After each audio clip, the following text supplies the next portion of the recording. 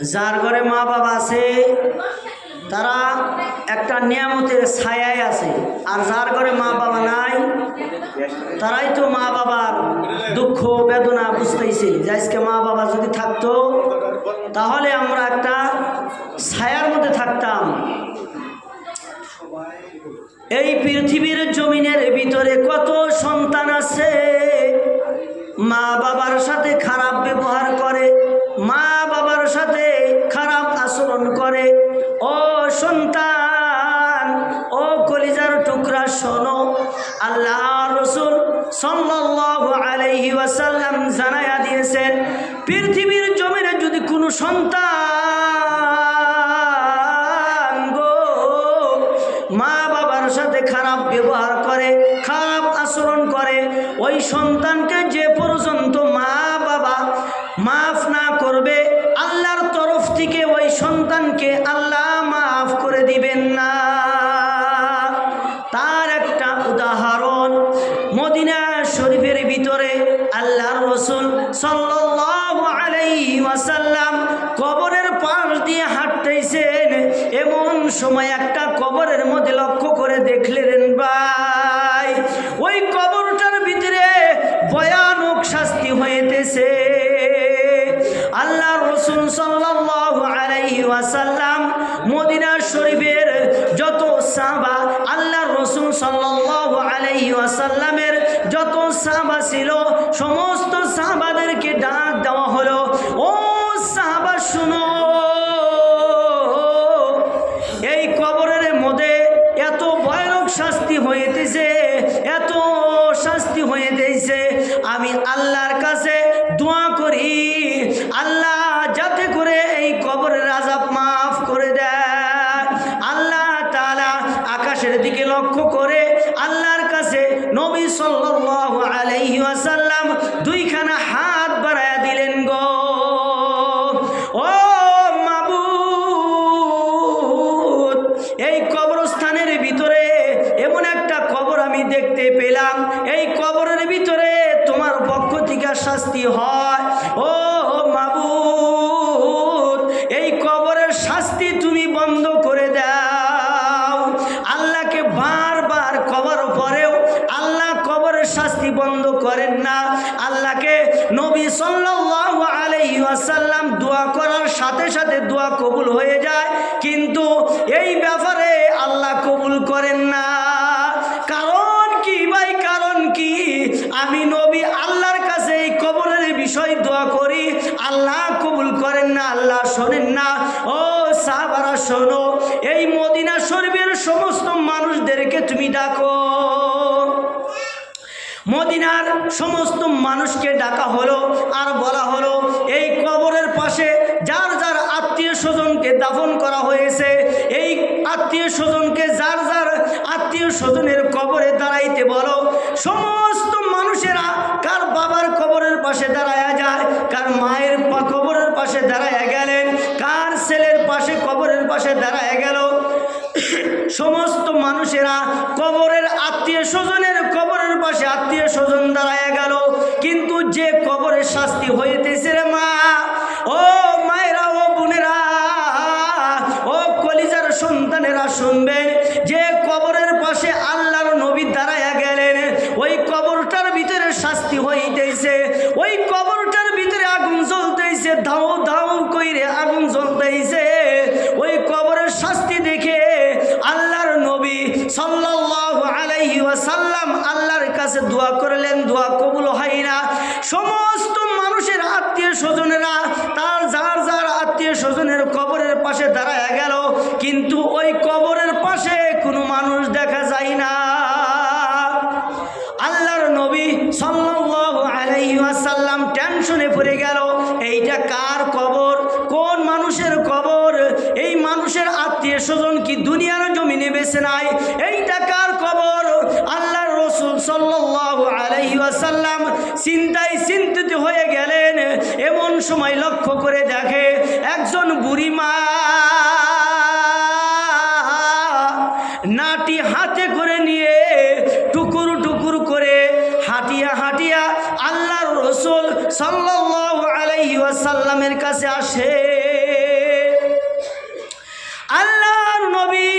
সাল্লাল্লাহু আলাইহি ওয়াসাল্লাম বুড়িমাকে দেখে বললেন, ও বুড়িমা, এই যে কবরের পাশে আমি যে দাঁড়ায় গেলাম, এই কবরটা কি তোমার আত্মীয় স্বজনের? ওই বুড়িমা আল্লাহর রাসূল সাল্লাল্লাহু আলাইহি ওয়াসাল্লামকে বললেন, ও নবী গো,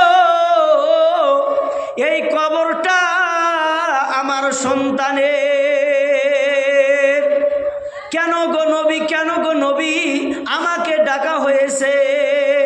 নবী বললেন, আল্লাহর রাসূল বললেন, ও বুড়িমা শোনো, এই কবরের ভিতরে ভয়ানক শাস্তি হইতেছে।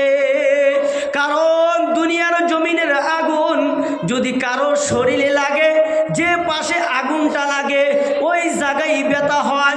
যদি এ পাশে দুনিয়ার আগুন লেগে যায়, এ পাশে ব্যথা হয়। কিন্তু জাহান্নামের আগুন এমন আগুন, আপনার যদি পায়ের পাতায় আগুন লেগে যায়, মনে হয় আমার কলিজার ভিতরে তীর মেরে দিয়েছে। জাহান্নামের আগুন এত ভয়ানক, এত ভয়ানক। ও বুড়িমা শোনো, তোমার সন্তানের কবরে দাও দাও করে আগুন জ্বলতেছে। বুড়িমা এই কথা শোনার সাথে সাথে আল্লাহর দরবারে আকাশের দিকে লক্ষ্য করে দুই হাত উঠায়া আল্লাহকে বললেন, আলহামদুলিল্লাহ, আমি সন্তুষ্ট হয়েছি। কি হয়েছে? ওই বুড়িমা কি বললেন? ও মা শোনেন, কি বললেন? আল্লাহ, আমি সন্তুষ্ট হয়েছি। ও নবী, আমার সন্তানের কবরে যে আগুন জ্বলতেছে, আমি মা শুই না সন্তুষ্ট হয়ে গেলাম। আল্লাহর রাসূল সাল্লাল্লাহু আলাইহি ওয়াসাল্লাম এ শুনে আচরিত হয়ে গেলেন। ও বুড়িমা, আপনার সন্তান জাহান্নামের আগুনে ভুগতেছে, এই কথা শোনার পরও আপনি কেন গো, আপনি আলহামদুলিল্লাহ বললেন? ও বুড়িমা, কেন কেন কেন? ওই বুড়িমা আল্লাহর রাসূল সাল্লাল্লাহু আলাইহি ওয়াসাল্লামকে ডাক দিয়ে বললেন, ও আল্লাহর নবী শোনো, আমি আলহামদুলিল্লাহ কেন বললাম? এই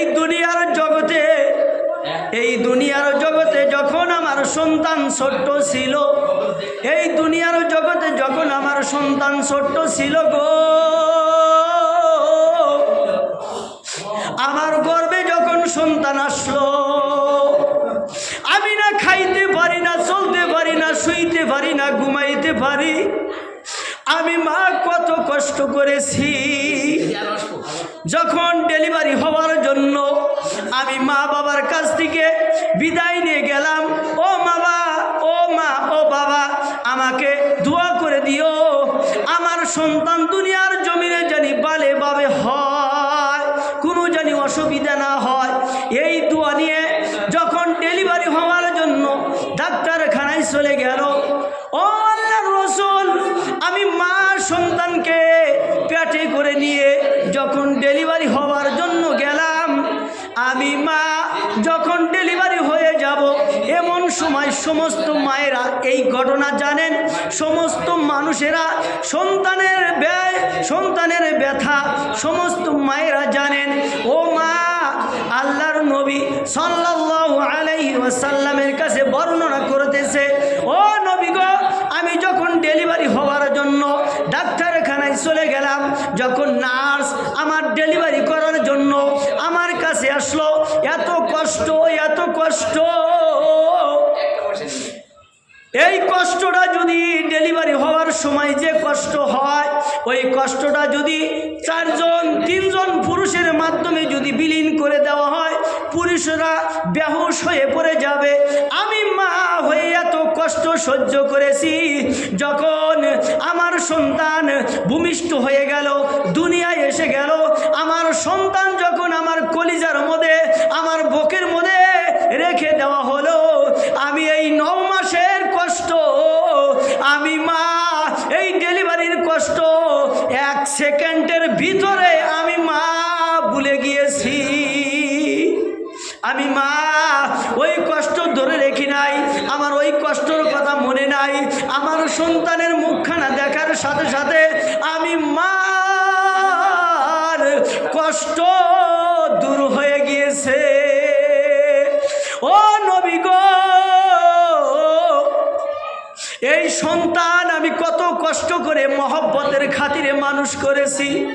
এই সন্তানকে যখন আমি ডাঙর দিগল করলাম, এই সন্তানকে যখন মানুষের মতো মানুষ বানাইলাম, এই সন্তানকে একটা রূপসী দেখে যখন বিবাহ করাইয়া দিলাম, এমন একটা সময় ওই বইয়ের কানে, ওই বইয়ে বাড়িতে সন্তান আসার সাথে সাথে ওই মা বলতেছে, ও নবী গো, ওই বইয়ের কথা শুনে শুনে শুনে শুনে আমার প্রতি ঘৃণা, আমার প্রতি অপমান অপদস্থ করেছে।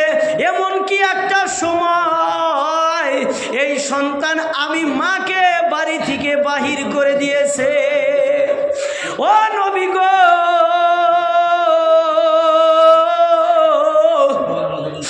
এই কথা বলতে গেলে আমার চোখের পানি দুঃখী ধরে রাখা যায় না। ও নবী গো, শুধুমাত্র তাই নয়, তাই নয়, আমাকে আমার সন্তান বাহির করে দেয় নাই। শুধুমাত্র তাই নয়, আমার সন্তান আমাকে লাথি মেরে মেরে মেরে মেরে ওই বাড়ি থেকে তাড়াইয়া দিয়েছে। আমি যখন বাহির গেলাম, আমি যখন বাড়ি থেকে বাহির হইলাম, আল্লাহর কাছে মোনাজাত ধরে ধরে ধরে ধরে, ও নবী গো, আল্লাহর কাছে একটাই আরজি জানাইলাম, একটাই কথা জানাইলাম, আল্লাহ আমার সন্তানে তুমি মাফ করো না, আমার সন্তানে তুমি মাফ করে দিও না। ও নবী গো, আজকে আমার সন্তান কবরে আযাব পায়, আমার সন্তান কবরে আগুনে জ্বলতেছে, আমি খুশি হয়ে গিয়েছি। ও নবী, আমি মা হয়ে সন্তানকে কত কষ্ট করে, কত মহব্বত করে ভালোবাসি। নবী আমার আল্লাহকে ডাক দিয়ে বললেন, ও রব্বুল আলামিন, ও মালিক, আমি নবীকে যেভাবে কবরের শাস্তি তুমি দেখাইলা, এইভাবে এই বুড়ি মাকে তার সন্তানের কবরের শাস্তি তুমি দেখাও। ওই বুড়ি মাকে ওই কবরের শাস্তি তুমি দেখায় দাও আল্লাহ। আল্লাহর নবী সাল্লাল্লাহু আলাইহি ওয়াসাল্লাম এই কথা বলার সাথে সাথে, এই কথা বলার সাথে সাথে ওই বুড়িমাকে ওই সন্তানের কবর দেখায়া দিলেন। ওই সন্তানের কবর যখন বুড়িমার চোখখানা দিয়া দেখলেন, দেখার সাথে সাথে এত ভয়ানক শাস্তি হয় রে মা, এত জাহান্নামের আগুনের তাপ, এই জাহান্নামের আগুন তাপ দেখে, ওই কবরের শাস্তি দেখে ওই বুড়ি মা বেহুশ হয়ে পড়ে গিয়েছে।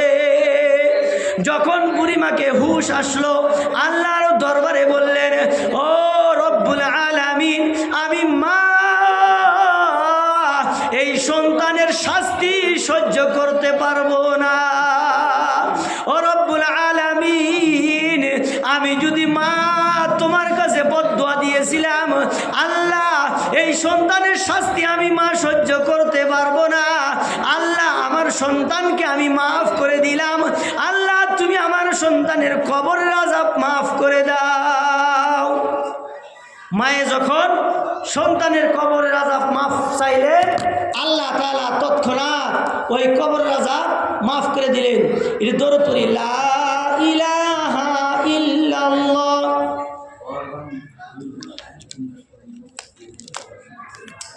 লা ইলাহা ইল্লাল্লাহ,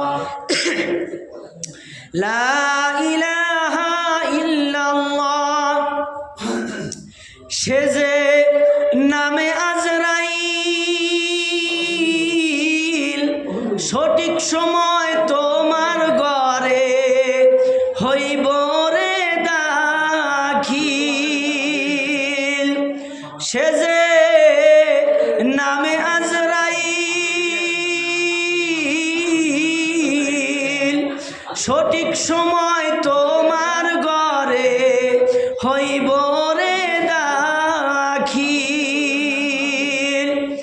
কত কাকুতি মিনতি করবা তুমি, কত কাকুতি মিনতি করবা তুমি, রেহাই পাবে না।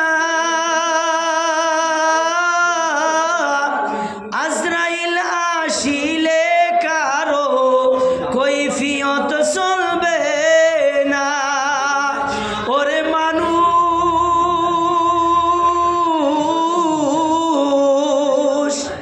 আজরাইল আসিলে কারো কৈফিয়ত চলবে না।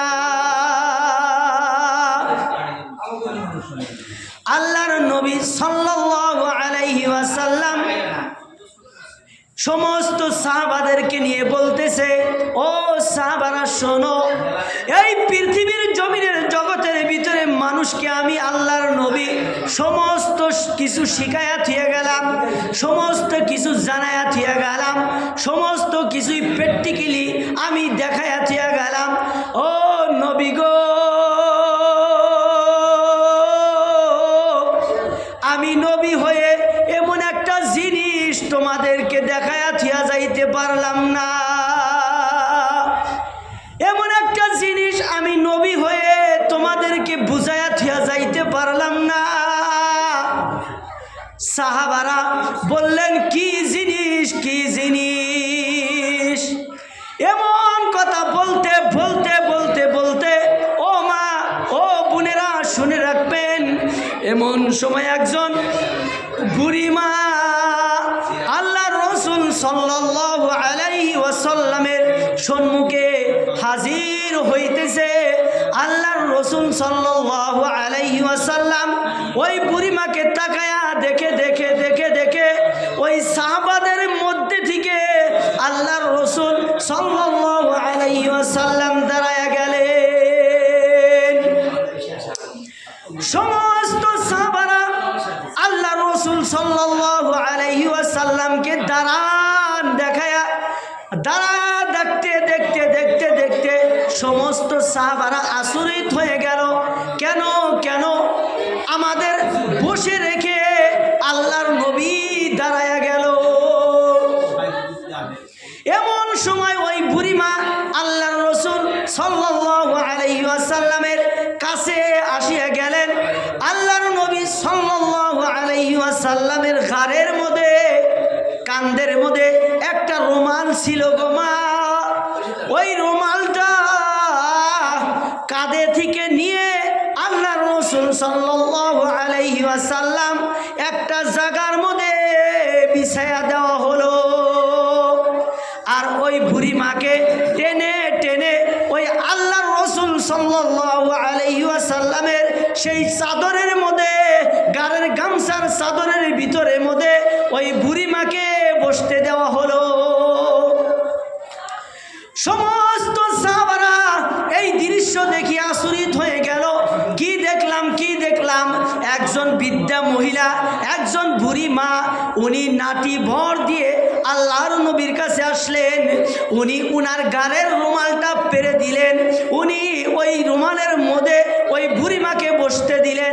এইটা কে বুড়িমা, এইটা কে? ওই বুড়িমা যতক্ষণ ওই জায়গায় বসেছিল ততক্ষণ আল্লাহর নবী সাল্লাল্লাহু আলাইহি ওয়াসাল্লাম ওই বুড়িমার খেজমতে ছিলেন। যখন বুড়িমা চলে গেল, যখন ওই জায়গায় থেকে বৃদ্ধা মহিলাটা চলে গেল, সাহাবারা আল্লাহর নবীকে জিজ্ঞাসা করলেন, ও নবী, এইটা কোন মহিলা যাকে দেখে আপনি নবী দাঁড়ায়া গেলেন? ও নবী, যে নবী সমস্ত নবীদের নবী, বিশ্ব নবী, আখিরি নবী হযরত মুহাম্মদ সাল্লাল্লাহু আলাইহি ওয়াসাল্লাম, সেই নবী একজন বৃদ্ধা লোক দেখে দাঁড়ায়া গেল, এমনকি তার গায়ের রুমালটাও বিছায়া দেওয়া হলো।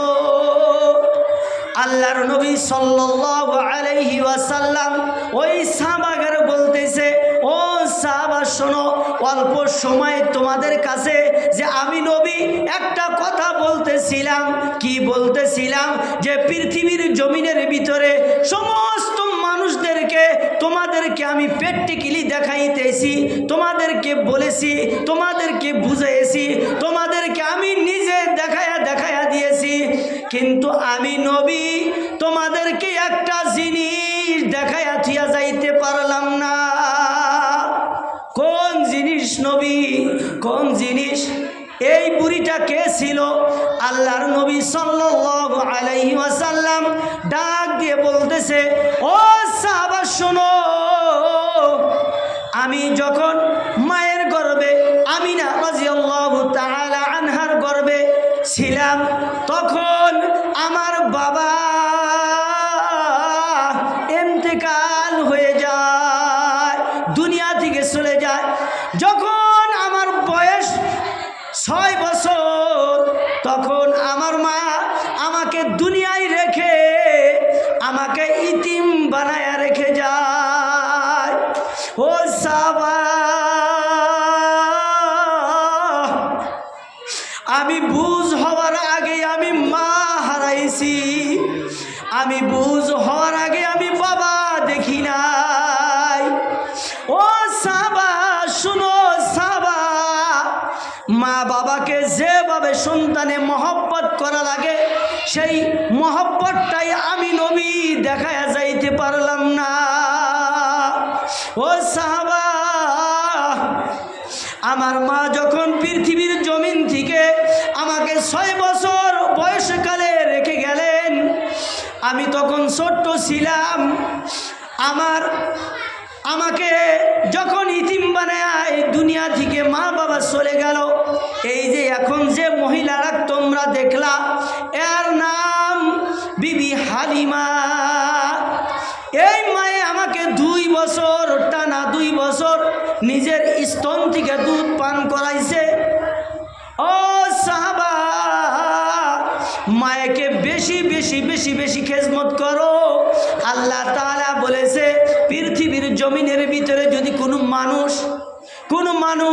1000 বার 100 বার 1000 বার যদি হজ করে, ওই মানুষটার মা বাবা যদি উনার প্রতি সন্তুষ্ট না থাকে, ওই সন্তানের হজ আল্লাহর দরবারে কবুল হয় না। আর মা বাবা যদি সন্তানের প্রতি সন্তুষ্ট হয়ে যায়, আল্লাহও সন্তুষ্ট হয়ে যায়। ও মায়েরা, ও বোনেরা, শুনে রাখো, এমন একটা সময় আমার আপনার কাছে আসবে, যে সময়টা আমি আপনি তালাশ করব আর পাইব না। যে সময়টা আমার আপনার কাছে যখন এসে যাবে, ওই সময়টা এমন একটা সময় কারো সহায় পাইব না। আল্লাহর রাসূল সাল্লাল্লাহু আলাইহি ওয়াসাল্লাম বলেছে, তোমরা অল্প সময়ের জন্য তোমাদের সামনে একটা আয়না রাখবা, ওই আয়নার কাছে দাঁড়ায়া যাবা। ওই আয়নার কাছে দাঁড়ায়া যায়া তোমরা ভালো করে নিজের শরীরের দিকে তাকায়া দেখবা, তুমি আসিলাও কি, হইলা কি, আবার হবা কি। তুমি একজন নজওয়ান যুবক ছিলা, তুমি যখন আয়নার কাছে দাঁড়ায় যাইবা, তুমি দেখবা তোমার চুল পেকে গিয়েছে। তুমি যখন একটা আয়নার সামনে দাঁড়ায় যাইবা, তুমি দেখবা তোমার শরীরের চামড়া গুছায়া গেছে। তুমি যখন আয়নার কাছে দাঁড়ায় যাইবা, ওই আয়নাটা ভালো করে তোমার নজরে আসবে না, চোখের পাওয়ার কমে গিয়েছে। ও বন্ধুরা রে, ভালো করে শুনে রাখবেন, ওই আয়নার কাছে দাঁড়ায় যাইবেন। আয়নার কাছে দাঁড়ায় যায়া আপনার শরীরের, আপনার বডিটার স্কিন দেখবেন। আপনি যখন আয়নার কাছে দাঁড়ায় যাইবেন আর নিজে প্রশ্ন করবেন, আমি আসিলাম কি, হইলাম কি। এখন হাঁটতে পারি না, লড়তে পারি না, লাঠি ছাড়া হাঁটার সম্ভব হয় না। এমন একটা সময় আসবে আপনি উঠতে পারবেন না। এমন একটা সময় আসবে মা, এমন একটা সময় আসবে আপনি কথা বলতে পারবেন না, বিছানার মধ্যে শুয়ে যাবেন। ও আমার বন্ধুরা, আল্লাহর রাসূল সাল্লাল্লাহু আলাইহি ওয়াসাল্লাম বলেছে, যখন তোমরা বিছানার মধ্যে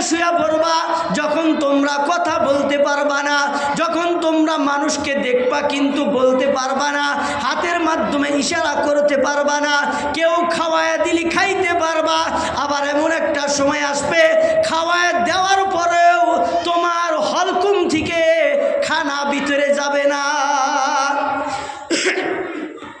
আল্লাহ রসুল সাল্লাল্লাহু আলাইহি ওয়াসাল্লাম জানায়া দিলেন, ওমন সময় আসার পরে তোমরা হাজারো তওবা করো, হাজারো আল্লাহর কাছে মাফ চাও, আল্লাহ ওই তওবা আল্লাহর দরবারে কবুল হবে না। তোমার শরীরের রক্ত ঠিক থাকা পর্যন্ত, তোমাদের চোখের পাওয়ার যে পর্যন্ত ঠিক আছে, তোমাদের শরীরের গঠন যে পর্যন্ত ঠিক আছে, ওই পর্যন্ত কালে আল্লাহর দরবারে যদি তওবা করো, আল্লাহর ইবাদত করো, আল্লাহকে খুশি করো, আল্লাহ তাআলা বলেছে জওয়ান অবস্থায় ইবাদত করলে আল্লাহ তাআলা ওই ইবাদতের খাতিরে ওই বুড়া অবস্থায়ও আল্লাহ মাফ করে দেয়। বলেন সুবহানাল্লাহ। ও ভাই, এমন একটা দিন, সেই দিনের নাম কাল কিয়ামতের হাসর। এমন একটা সময়, সেই সময়টা কাল কিয়ামতের সময়। কত কাল, কত দীর্ঘ সময়। ওই কিয়ামতের দিবসে একজন মানুষ যদি জাহান্নামী হয় ভাই, একজন মা যদি জাহান্নামী হয়, একজন আল্লাহর নাফরমানি বান্দা যদি জাহান্নামী হয়, ওই বান্দাটা জাহান্নামে ফুরতে ফুরতে ফুরতে ফুরতে এমন হয়ে যাবে রে ভাই, শরীরের গঠন, মানুষের যে শরীরের একটা গঠন থাকে, ওই গঠনটা ওই জাহান্নামের লোকের মধ্যে দেখা যাবে না। কোটি কোটি বছর পরে জাহান্নাম থেকে আওয়াজ আসবে, ও মাবুদ, আমি জাহান্নাম থেকে একজন বান্দা তোমাকে ডাকি। ও মাবুদ, আমি জাহান্নামী হয়ে তোমার দরবারে ফরিয়াদ জানাই, আল্লাহ তুমি আমাকে মাফ করে দাও। আল্লাহর পক্ষ থেকে জিবরাইল আলাইহি ওয়াসাল্লামকে জানায়া দেয়, ও জিবরাইল, জাহান্নামের ভিতর থেকে কোন লোক, কোন আদমি, কোন মানুষটা জানি আমি আল্লাহকে ডাকে, ও জিবরাইল যাও যাও যাও, কে জানি ডাকে জাহান্নামের ভিতর থেকে। জিবরাইল আলাইহি ওয়াসাল্লাম আল্লাহর হুকুম পেয়ে জাহান্নামের দরজা খোলা দেওয়া হবে, জাহান্নামের দরজা খুলে যাবে। জাহান্নামের দরজা খুলে দেওয়ার সাথে সাথে ওই জাহান্নামের ভিতরে কোনো মানুষ দেখা যায় না, মানুষকে তালাশ করে মানুষকে খুঁজে পাওয়া যায় না। আল্লাহকে বলবেন, ও মহান রব্বুল আলামিন, আমি জিবরাইল আলাইহি ওয়াসাল্লাম এই জাহান্নামের ভিতরে কোনো একজন মানুষকে তালাশ করে কোনো একজন মানুষকে খুঁজে পাই না। ও রব্বুল আলামিন, এই জাহান্নামের ভিতর থেকে কে জানি তোমাকে ডাকে। আল্লাহ তাআলা জিবরাইল আলাইহি ওয়াসাল্লামকে বলবেন, ও জিবরাইল তুমি বাহির হয়ে আসো। আল্লাহর কুদরতি হাত, আল্লাহর কুদরতি হাত ওই জাহান্নামের মধ্যে বাড়ায়া দিবেন। ওই জাহান্নামের ভিতরে আল্লাহর কুদরতি হাত বাড়ায়া দেওয়ার সাথে সাথে ওই জাহান্নামী লোকটা বাহির করে নেওয়া আসা হবে। আল্লাহ তাআলা জিজ্ঞাসা করবেন, ও বান্দা, যে জায়গায় তুমি বান্দা আমাকে ডাকা ছিল, ডাকা লাগছিল, সেই জায়গায় তো তুমি ডাকো নাই। যে জায়গায় তুমি আমার ইবাদত করতে লাগছিল, সেই জায়গায় তো তুমি ইবাদত করো নাই। আজকে তুমি জাহান্নামী হয়ে আমাকে কি কারণে তুমি ডাকো?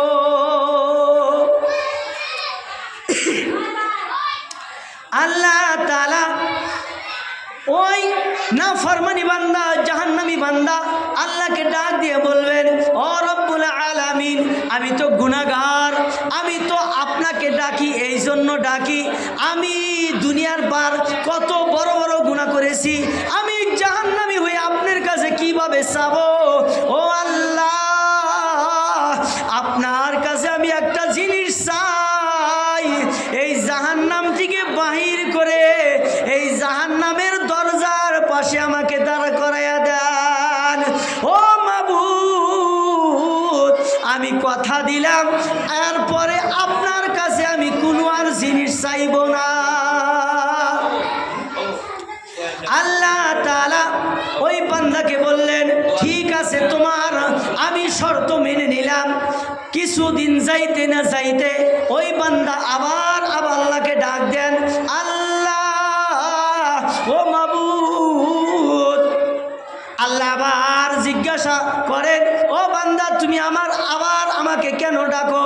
বান্দা বললেন, ও মাবুদ, আমি শুনেছি তোমার নাম হান্নান, তোমার নাম মান্নান, তুমি রহমান, তুমি গফফার।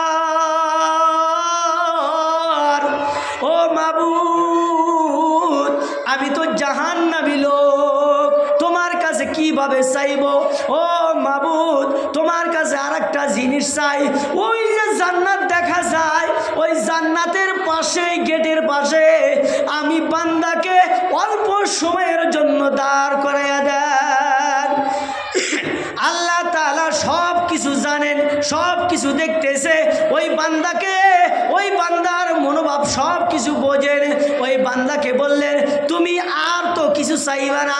ওই বান্দা বললেন, ও মাবুদ, আমি আপনার কসম খাইয়া বলি, আপনার কাছে দ্বিতীয়বার কোনো জিনিস চাইব না। আল্লাহ তাআলা ওই জান্নাতের গেটের পাশে ওই বান্দাকে দাঁড় করায় দেওয়া হলো। ওই বান্দা কিছুদিন যাইতে না যাইতে আল্লাহকে আবার ডাক দিয়ে বললেন, ও আল্লাহ, আমি তো গুনাহগার, আমি তো জাহান্নামী।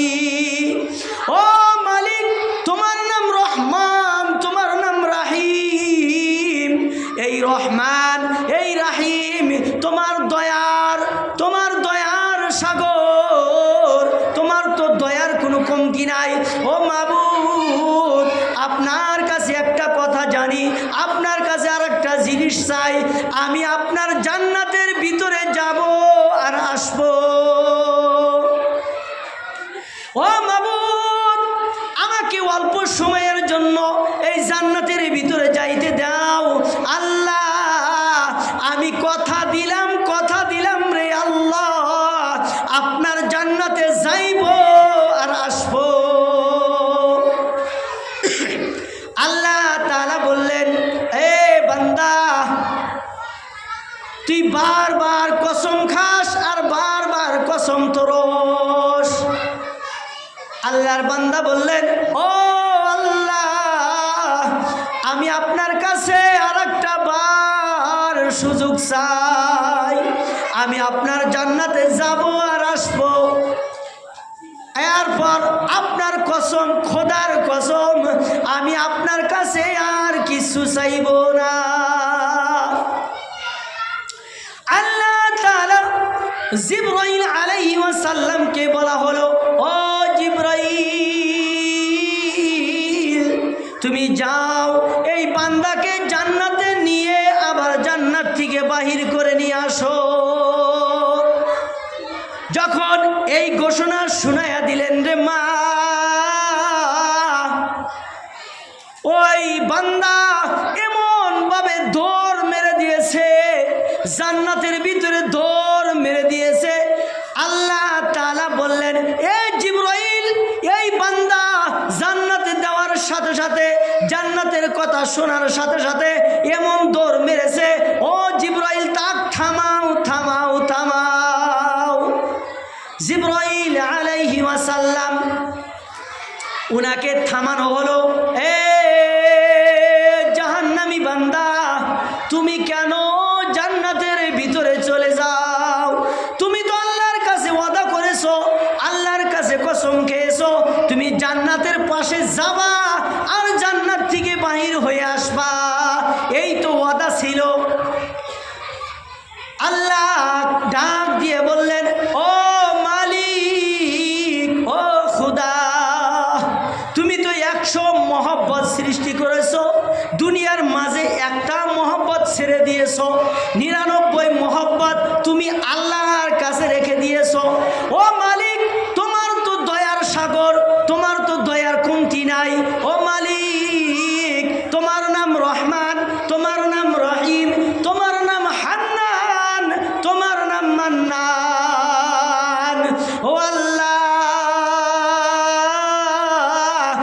আমি তো তোমার কাছে কসম খেয়েছি, তুমিও তো ওয়াদা করেছিলা, তুমিও তো ওয়াদা ভঙ্গ করতেছো। আল্লাহ ডাক দিয়া বললেন, ও বান্দা, শুরু থেকে শেষ পর্যন্তই তো তুই আমার সাথে ওয়াদা করতেছো, তুই তো আমার সাথে কসম খাই দিছো, তুই নিজে কসম করস আর নিজেই কসম ভঙ্গ করস। আমি আবার তোর কাছে কোন সময় কসম খাইলাম, তোর কাছে কোন সময় ওয়াদা করলাম? আল্লাহ তাআলা ওই বান্দাটা ডাক দিয়া বললেন, ও মালিক, ও রব্বুল আলামিন, আমার কাছে আপনি ওয়াদা করেন নাই বটেই, কিন্তু দুনিয়ার জগতে আলেমদের মুখ থেকে শুনছি, কোরআন এবং হাদিস থেকে মানুষের কাছে উলেমাগণ তাদের কাছে কোরআন থেকে হাদিস থেকে বর্ণনা করেছে যে কোনো মানুষ যদি একবার 1 সেকেন্ডের জন্য যদি আল্লাহর জান্নাতে যায়, ওই মানুষটা কখনো কোনো সময় কোনো দিন জান্নাত থেকে বাহির হবে না।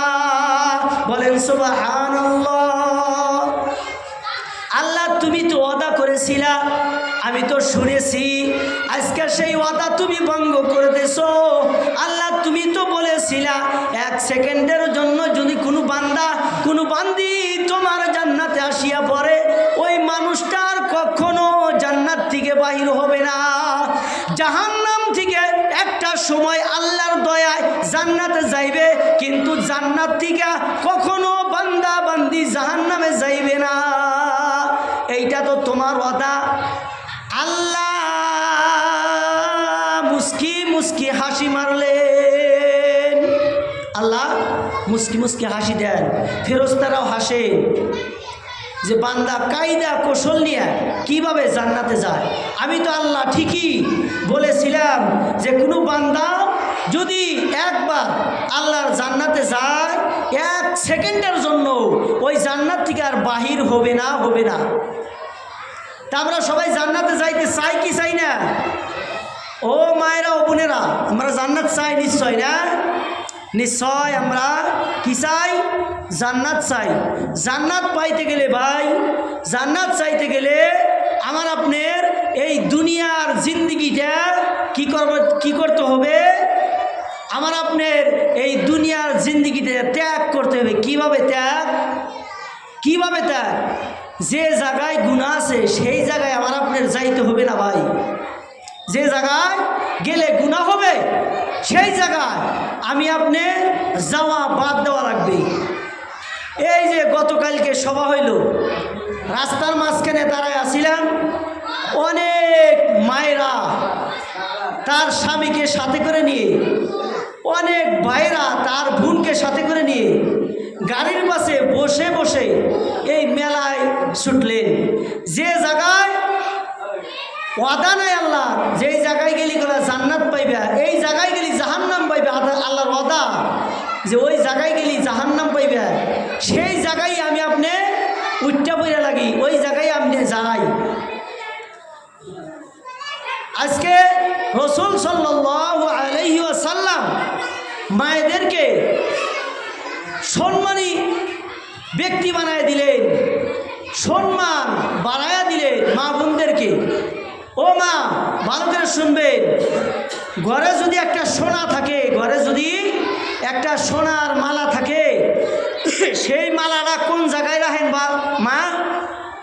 ও আমার মা ও বোনেরা, ওই ঘরে যদি একটা সোনার মালা থাকে, সেই সোনার মালাটা একটা খাপ থাকে, সেই মালাটা ওই খাপের মধ্যে ভরায় রাখেন না নাই?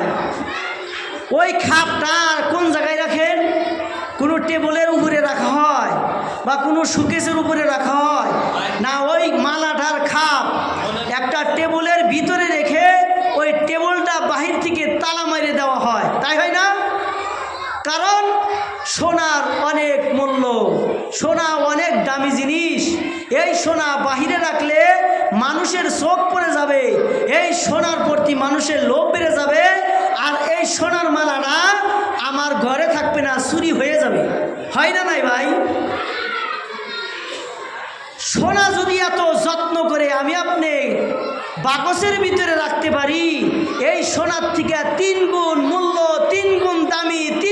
সম্মান আমার আপনার মাইকে আল্লাহ রসুল সাল্লাল্লাহু আলাইহি সাল্লাম জানায় দিয়েছে, এই সোনার থেকে 3 গুণ সম্মান আমার মায়েকে আমি বাড়ায় দিলাম। বলেন সুবহানাল্লাহ। সেই মায়ে আজকে কি করে পর্দায় থাকে না, সেই মায়ে আজকে পর্দায় থাকে না, সন্তানদের কথা মতো চলে, সন্তানদের জিন্স প্যান্ট কিনে দেয়, সন্তানদের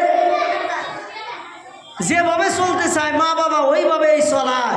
আল্লাহ রসুল সাল্লাল্লাহু আলাইহি ওয়াসাল্লাম জানায় দেয় যে একজন গার্জেন মা এবং বাবা, একজন সন্তানে সেই মা বাবাকে জাহান্নামে নিয়ে যাইবেন। বলেন নাউজুবিল্লাহ। কিভাবে জাহান্নামে নেবেন?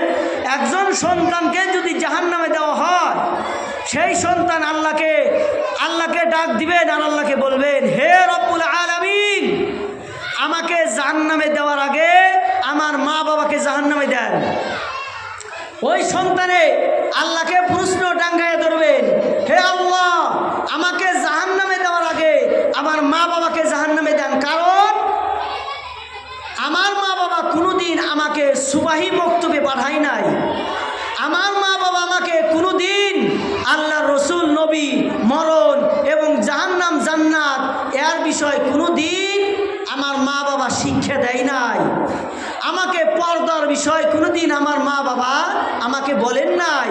আমি যাহা চাইছি আমার মা বাবা তাহাই আমাকে দিয়েছে, আমি মা বাবার কথা মতো চলছি। যদি জাহান্নামে দিতে হয়, হে আল্লাহ, আমার মা বাবাকে আগে জাহান্নামে দেন, তার পিছনে পিছনে আমি সন্তান জাহান্নামে যাইতে রাজি। তাহলে বোঝা যায় যে আমরা গার্জেন যারা মা বাবা, এই মা বাবা সন্তানদেরকেও জাহান্নামে নিয়ে যাব এবং আমরা নিজেরাও জাহান্নামে যাব, আমরা নিজেরাও জাহান্নামে যাব। এই যে মা বাবা বুড়িরা অল্প ধৈর্য সহকারে শোনেন, আমার পিছনে ভালো বক্তা আছে। আমরা প্রত্যেকজন মানুষ নামাজ পড়ি না নাই? আল্লাহ রসুল সাল্লাল্লাহু আলাইহি ওয়াসাল্লাম বলেছে, আল্লাহ রসুল সাল্লাল্লাহু আলাইহি ওয়াসাল্লাম বলেছে, কোনো মাও এবং কোনো বন্ধুরা, কোনো ভাইরা যদি নামাজ পড়ে, নামাজ পড়ার সময় ওই নামাজের ভিতরে যদি 3টা ভুল করে, ও মা ভালো করে শুনবেন, 3টা ভুল করে। কি 3টা ভুল? সেই ভুল করার কারণে ওই নামাজিরা সালাম পড়ার সাথে সাথে, সালাম ফিরানোর সাথে সাথে ওই নামাজ তাদেরকে বদদুয়া দেয়। বলেন নাউজুবিল্লাহ। তাদেরকে কি দেয়? বদদুয়া দেয় যে হে আল্লাহ, আমাকে যেভাবে তারা নষ্ট করেছে, আমাকে যারা অপমান করেছে, অপদস্থ করেছে, আল্লাহ আমি নামাজ হয়ে এই নামাজিদেরকে অভিশাপ দিতেছি, তুমি এদেরকে মাফ করে দিও না। তাহলে ভাই ও মা ও বোনেরা, আমরা নামাজ পড়ি ঠিক, কিন্তু নামাজে বদদুয়া দেয় এইটা তো কোনো আলেমদের মুখে আর শুনি নাই। তাহলে এ হুজুর আমার যে নামাজে বদদুয়া দেয়, তাহলে কি জিনিস? 3টা জিনিসে বদদুয়া দেয়। নামাজের পরে সালাম ফিরানোর সাথে সাথে নামাজে বদদুয়া দেয় যদি নামাজের ভিতরে 3টা ভুল হয়। কয়টা ভুল হয় মা? 3টা ভুল। 1 নাম্বার ভুল, ভালো করে শুনবেন, এই ছোট ছোট নাবালক শিশুদেরকে বসায় দেন, এদের কারণে শুনতে পাইবেন না। 3টা ভুল। 1 নাম্বার ভুল হলো মসজিদে আজান দেয়, আজান দেওয়ার সাথে সাথে ওক্ত মোতাবিক নামাজ আমি আপনি কি করি না, পড়ি না, অবহেলা করি। এই সময় আছে পড়মুনি, সময় আছে পড়মুনি, আসরের কাছাকাছি হয়ে যায়, পরে ওঠে, কিন্তু আসরের সময় হয়ে যায়, তার 1 মুহূর্ত জহরের নামাজ আদায় করে নেয়। অবহেলার সাথে নামাজ পড়ে, ওক্ত মোতাবিক নামাজ পড়ে না। এই 1 নাম্বার ভুল। 2য় নাম্বার ভুল, নামাজ পড়ার আগে যে আমরা ওযু করি, নামাজ পড়ার আগে যে আমরা ওযু করি, সেই ওযু করার সময় তাড়াহুড়ার সাথে ওযু করি, সেই নামাজ পড়ার সময় তাড়াহুড়ার সাথে অজু করি, অজু সঠিকভাবে হইল কি হইল না এই অজুর দিকে আমি আপনি লক্ষ্য করি না, এই অজুর দিকে আমি আপনার লক্ষ্য করি না, সঠিকভাবে আমার মুখটা ধুইল কি ধুইল না, সঠিক পদ্ধতিতে আমার হাতটা ভিজলো কি ভিজলো না, এই দিকে লক্ষ্য না কইরা আমি তাড়াহুড়ার সাথে অজু কইরা নামাজে দাঁড়ায় যাই। এই 2 নাম্বার ভুল। 1 নাম্বার ভুল, ওয়াক্ত মোতাবেক নামাজ পড়ি না। 2 নাম্বার ভুল, সঠিকভাবে আমি আপনি অজু করি না। 3 নাম্বার ভুল, নামাজের মধ্যে মনোযোগ দেই না, নামাজের ভিতরে চুরি করি। রুকুর মধ্যে সঠিক সময়, যে সময় তসবিহগুলো পড়া লাগে আমরা সঠিকভাবে আদায় করি না, 1 বার হয় 2 বার হয় তাড়াতাড়ি উঠে যায়, শোয়ার আগেই সেজদা দেওয়ার আগেই উঠে যায়। এই যে নামাজের ভিতরে ভুল, নামাজের ভিতরে চুরি, এই 3টা ভুল যদি কোনো মানুষের নামাজের মাধ্যমে করলো, সালাম ফিরানোর পরেই ওই নামাজিদেরকে এই নামাজে বদদুয়া দেয় যে এই নামাজি আল্লাহ তুমি কবুল করো না, এই নামাজকে তুমি মাফ করো না, আমাকে যেভাবে নষ্ট করেছে এদেরকেও তুমি নষ্ট করে দিও। বলেন নাউজুবিল্লাহ। ও মা, ভালো করে শুনবেন, নামাজের ভিতরে 13টা ফরজ আছে। কয়টা ফরজ? 13 ফরজ। নামাজের বাহিরে হইল 7 ফরজ, আর নামাজের ভিতরে হইল 6 ফরজ। ভালো করে শুনবেন, নামাজের বাহিরে হইল 7 ফরজ, আর নামাজের ভিতরে হইল 6 ফরজ। এই 7 ফরজ আর 6 ফরজ যদি কোনো মানুষের অবহেলার কারণে, ভুলের কারণে ছুটে যায়, তাহলে মা নামাজ হবে না। আর এইভাবে নামাজ সারা জিন্দেগির ভিতরেও যদি আমি আপনি পড়ি, এই নামাজ আমাকে আপনাকে আল্লাহর জান্নাতে পৌঁছায়া দিবেন না। বলেন নাউজুবিল্লাহ। তাহলে আমার আপনার শেখার দরকার আছে কি না? নিশ্চয় শেখার দরকার আছে। আমি বলবো, আপনারা শুনবেন, আর এর পরিবর্তে আপনারা ওইভাবে আমল করার চেষ্টা করবেন। নামাজের বাহিরে 7 ফরজ। নামাজের বাহিরে কয় ফরজ? 7 ফরজ। 1 নাম্বার ফরজ, নিজের শরীরটা পবিত্র রাখতে হবে। যখন আপনি নামাজ পড়বেন তার আগে নিজের শরীরের দিকে লক্ষ্য করবেন। মা ও বোনেরা, বহুত লোক আছে দেখা যায় নামাজ পড়ে কিন্তু শরীরের দিকে তাকায় না, শরীরের দিকে লক্ষ্য করে না, কয়দিন জানি হয় গোসল করে না। নিজের শরীরের ভিতরে যত সুন্নতি কাজ 40 দিন হওয়ার আগেই আমার আপনার সাইটা পরিষ্কার করতে হয়, আমার আপনার সাফ চিকন করতে হয়। সেই জায়গার মধ্যে আমি আপনি কোনোদিন লক্ষ্য করি না। 1 নাম্বার ফরজ নামাজ আমার আপনার পড়ার আগে নিজের শরীরের দিকে তাকায় দেখতে হবে যে আমার শরীরটা পবিত্র আছে কি আছে না। কথাটা বুঝছেন? আমার শরীরের দিকে লক্ষ্য করতে হবে, আমার শরীরের দিকে লক্ষ্য করতে হবে, আমার শরীরকে পবিত্র রাখতে হবে। বুঝছেন? 1 নাম্বার শরীর পবিত্র রাখা। 2 নাম্বার ভাই, 2 নাম্বার নিজের কাপড়, যে কাপড় পরিধান কইরা আমি আপনি নামাজে দাঁড়াবো, যে কাপড় পরিধান কইরা নামাজে দাঁড়াইব বোন ও মা, যে কাপড় পরিধান করে নামাজে দাঁড়াইব সেই কাপড় আমার পবিত্র আছে না নাই, এই কাপড়ের দিকে লক্ষ্য করতে হবে। এই কাপড়ের দিকে লক্ষ্য করতে হবে। আমি আর কাপড়টা কতদিন ধরে ধুই না, আমার শরীরে যে কাপড়টা উঠাইছি এই কাপড়টা কতদিন ধরে ধুই না, এই কাপড়ের প্রতি আমার আপনার লক্ষ্য করতে হবে। কাপড় পরিষ্কার হলে সে নামাজ হবে, তাছাড়া নামাজ হবে না।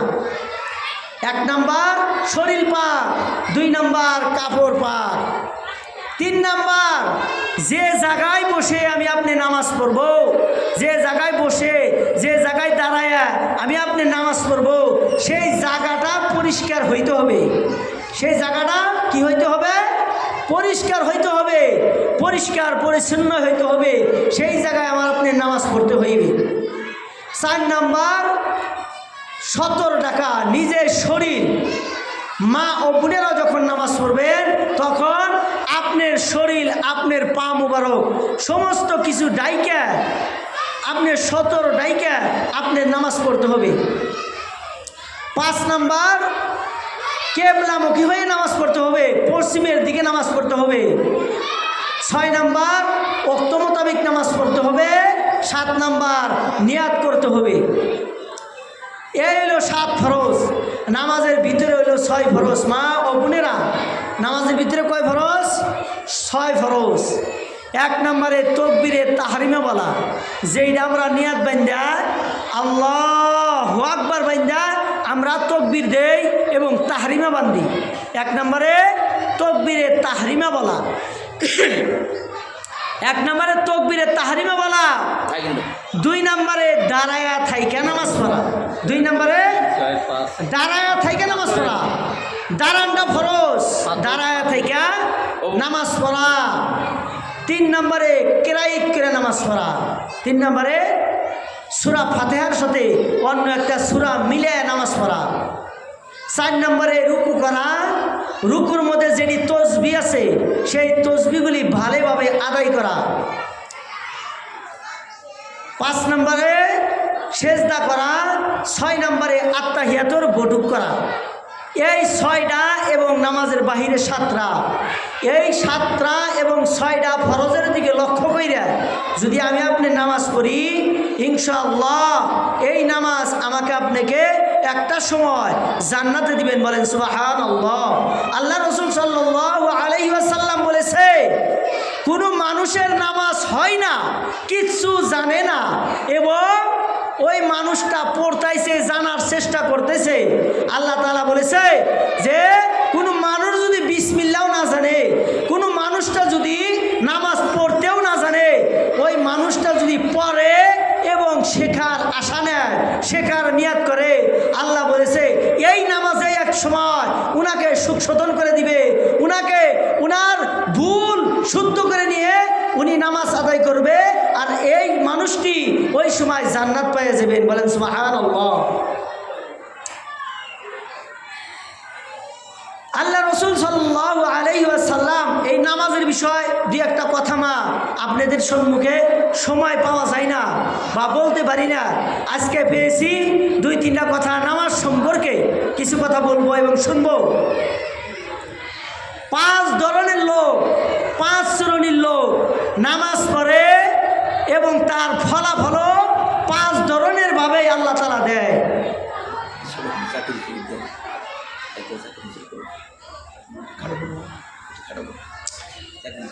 যাই হোক, নামাজ যারা পড়ে, আমরা যারা নামাজ পড়ি 5 শ্রেণীর লোক হয় এবং 5 ভাবে পড়ে এবং ফলাফল আল্লাহ তাআলা 5 ধরনেরই দেয়। কয় ধরনের দেয়? 5 ধরনেরই দেয়। প্রথম যে দল আছে নামাজ পড়ে, এখন আমার আপনার মনে করতে হবে আমার দল নাম্বার চেঞ্জ করতে হবে কি হবে না, আমার আপনার বিবেক দিয়া বুদ্ধি দিয়া আমি আপনার দলকে, আমি আপনার নাম্বারকে চেঞ্জ করতে হবে যে আমি কোন দলে আছি, কোন নাম্বারে আছি। 1 নাম্বার দল যে দলে নামাজ পড়ে, যেভাবে নামাজ পড়ে, 1 নাম্বার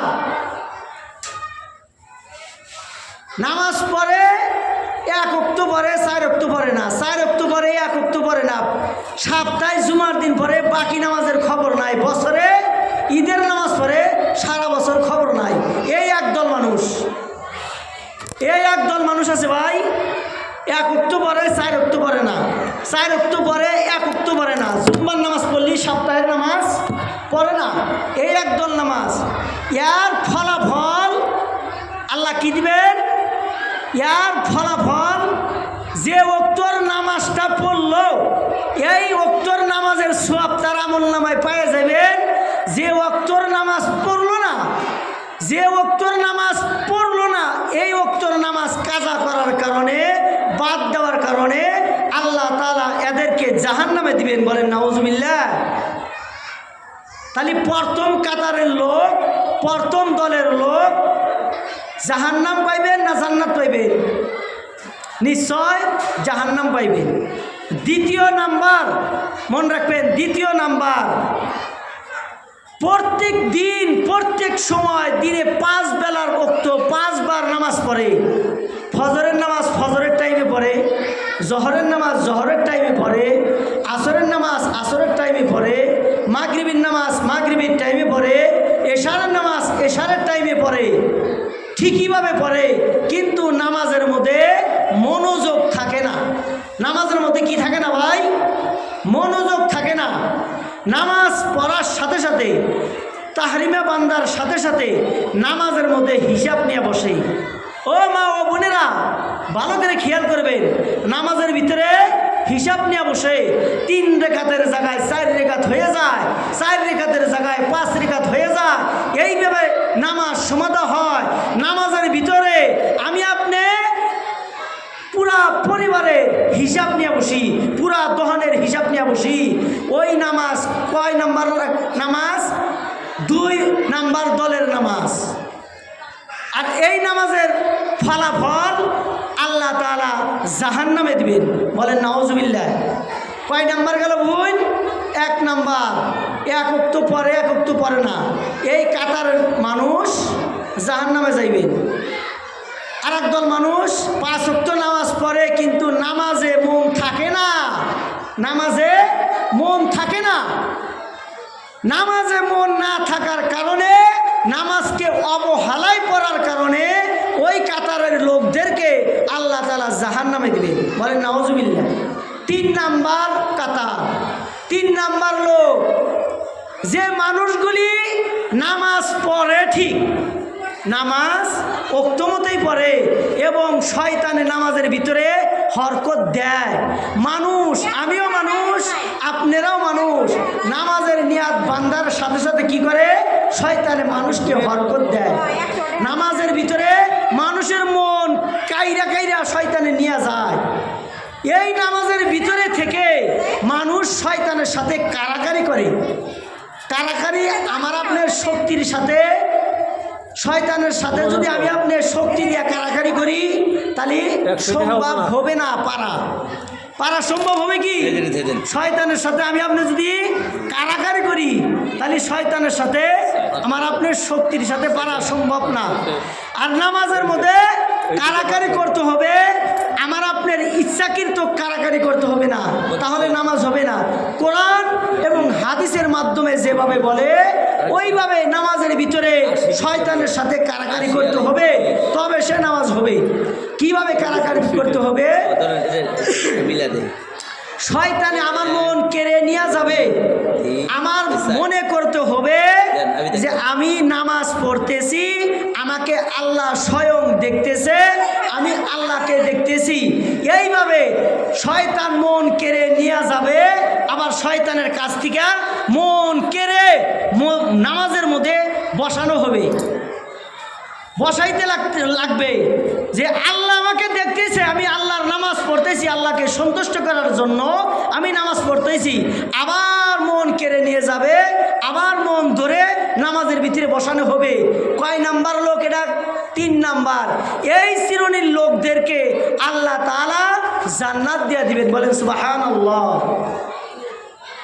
4 নাম্বার লোক, 4 নাম্বার কাতার, শয়তানে বলবে যে হে শয়তানের দল, যে মানুষটাকে নামাজের ভিতরে দোহানের থেকে মন কারাই কাইরা নয় আইসি আবার দোহানে নিয়ে যায়, আবার এই মানুষটা শয়তানের দোকায় না পইরা নামাজের মধ্যেই মন রাইখে দেয়, আল্লাহকে ভয় করে, এই মানুষের পিছনে আমার লাইগা কোনো লাভ নাই, যত টাইম লাগবো আমার সময় ব্যথা যাবে, একে ছাড়ো, একে কি করো, একে ছাড়ো, এর সাথে পারা যাব না। এই মানুষটা কয় নাম্বার কাতারে যায় দাঁড়াইবে? 4 নাম্বার কাতারে।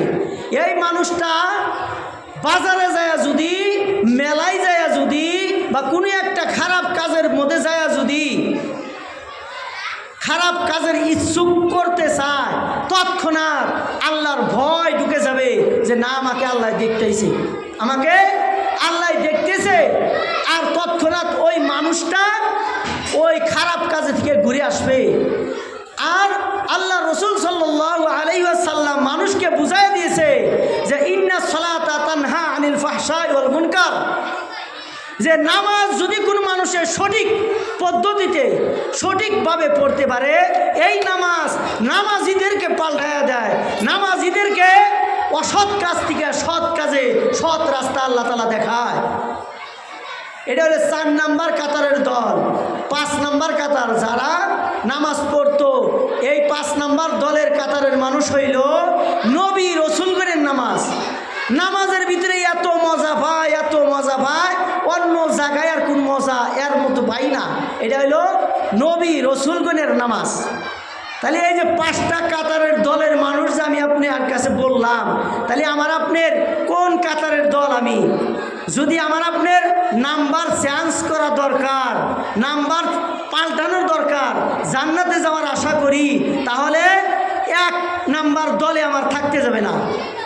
যে এক ওয়াক্ত পড়ি আর একটু পড়ি না, শুক্রবারের নামাজ পড়ি, সপ্তাহের খবর নাই, বছরের নামাজ পড়ি, সারা বছর খবর নাই, তাহলে নাম্বার চেঞ্জ করতে হবে। এই দলের মানুষ জাহান্নামে যাওয়া লাগবে। 2 নাম্বার কাতার যে নামাজ পড়ে ঠিক, কিন্তু নামাজের ভিতরে মনোযোগ থাকে না, নামাজে মনোযোগ থাকে না, অবহেলায় আমি আপনি নামাজ পড়ি, এই কাতারগুলিও জাহান্নামে যাওয়া লাগবে। কমপক্ষে কমসে কম 3 নাম্বার কাতারের লোক আল্লাহ তাআলা জান্নাত দিয়ে দিবেন।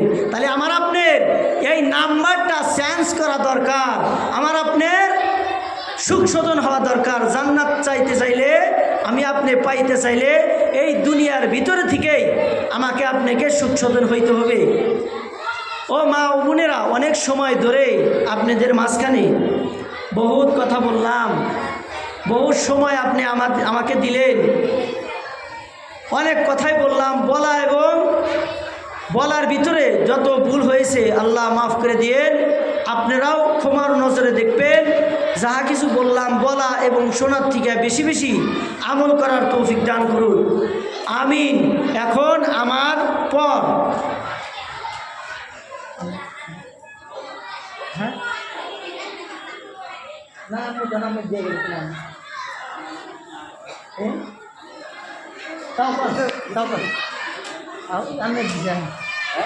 হুজুরকে দিই।